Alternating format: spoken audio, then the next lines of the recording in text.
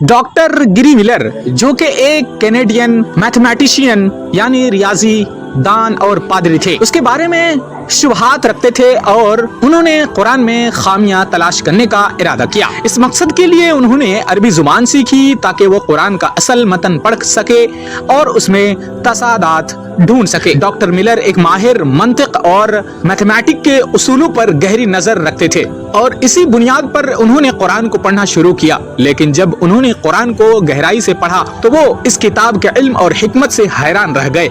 कुरान में कई मकामात पर अल्लाह ताला ने इंसानों को चैलेंज किया है कि अगर वो समझते हैं कि ये अल्लाह का कलाम नहीं है तो इस जैसी एक आयत या सूरत बना कर दिखा दे। डॉक्टर मिलर ने जब ये चैलेंज पढ़ा तो उन पर उसका बहुत गहरा असर हुआ। उनकी सोच ये थी कि अगर ये किताब इंसानी तख्लीक होती तो इसमें लाजमी तौर पर कोई ना कोई गलती या तजाद होता। लेकिन कुरान को बार बार पढ़ने और तहकीक करने के बाद वो इस नतीजे पर पहुंचे कि इस किताब में कोई भी तजाद नहीं है, बल्कि ये एक मुकम्मल और हिदायत की किताब है। डॉक्टर गिरी मिलर ने इसके बाद इस्लाम कबूल कर लिया और उनका इस्लामी नाम अब्दुल्ला अहद उमर रखा गया। उनका कहना था कि कुरान एक ऐसी किताब है जो न सिर्फ तारीखी एतबार से दुरुस्त है बल्कि इसमें पेशीन गोइयां भी ऐसी है जो बाद में बिल्कुल दुरुस्त साबित हुई। उनके इस्लाम कबूल करने की एक बड़ी वजह ये थी कि कुरान ने उन्हें बार बार अपने बारे में तहकीक और गौर व फिक्र करने की दावत दी।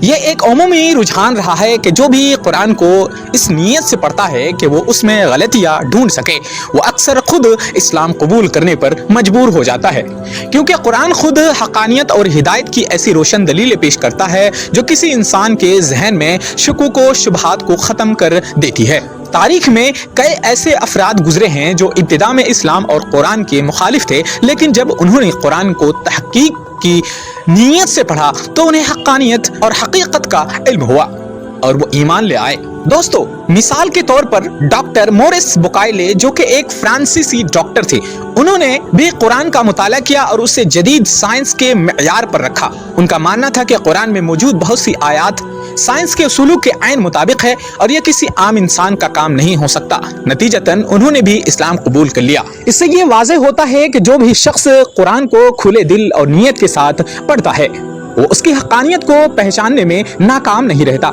कुरान की दावत इंसान के लिए ये होती है कि वो तहकीक करे, गौर फिक्र करे और उसके मज़ामीन को समझने की कोशिश करे, और ये अमल अक्सर उन्हें इस्लाम की तरफ ले जाता है। जब हम डॉक्टर गिरी मिलर जैसे अफराद की कहानियों को देखते हैं तो ये बात और भी वाज़ेह हो जाती है कि इस्लाम और कुरान की ताकत सिर्फ उसकी रूहानी हिदायत तक महदूद नहीं है, बल्कि ये इंसानी अक्ल और इल्म को भी चैलेंज करता है। कुरान का पैगाम सिर्फ अकीदे का नहीं बल्कि इंसान के फितरी तजस्सुस और तहकीक के लिए भी एक दावत है।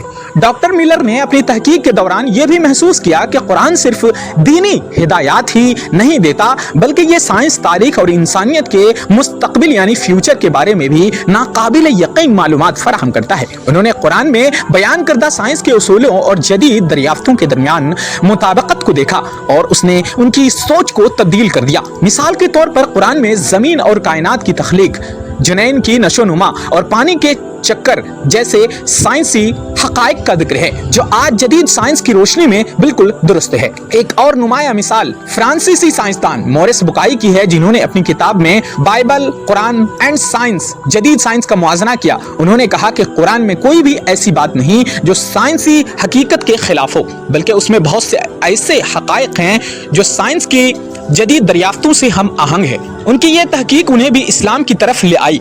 तारीख में और भी बहुत से ऐसे अफराद मौजूद हैं जिन्होंने कुरान को चैलेंज करने या उसमें तजाद ढूंढने की कोशिश की, लेकिन कुरान के गैर मामूली इल्म और हकायक ने उन्हें इस्लाम की हकीकत से आशना किया। ये वाक़यात इस बात की दलील है कि कुरान एक मौजिज़ाती किताब है जो न सिर्फ अपने वक्त के लिए बल्कि हर दौर और हर जमाने के लिए हिदायत है। डॉक्टर गिरी मिलर और दीगर बहुत से मुफक्किरीन और साइंसदानों का इस्लाम कबूल करना इस बात की दलील है कि जब कोई शख्स खुले दिल से कुरान को पढ़ता है और उसे समझने की कोशिश करता है तो वो इसकी हक्कानियत اور عظمت کو تسلیم کیے بغیر نہیں رہ سکتا۔ قرآن میں جو الہی علم اور ہدایت موجود ہے وہ انسانی عقل کو چیلنج کرتا ہے اور اسے حق کے راستے پر لاتا ہے۔ یہی وجہ ہے کہ اسلام کے ابتدائی زمانے سے لے کر آج تک قرآن نے بے شمار لوگوں کی زندگیاں بدل دی۔ بہت سے افراد جو ابتدا میں قرآن اور اسلام کے مخالف تھے، جب انہوں نے تحقیق اور مطالعہ کیا تو وہ خود اسلام کے پیروکار بن گئے۔ قرآن کا معجزہ یہ ہے کہ انسانی دل و دماغ کو ایسا علم اور حکمت عطا کرتا ہے جو اسے ہر طرح کی شکوک و شبہات سے نکال کر ایمان کی روشنی میں لے آتا ہے۔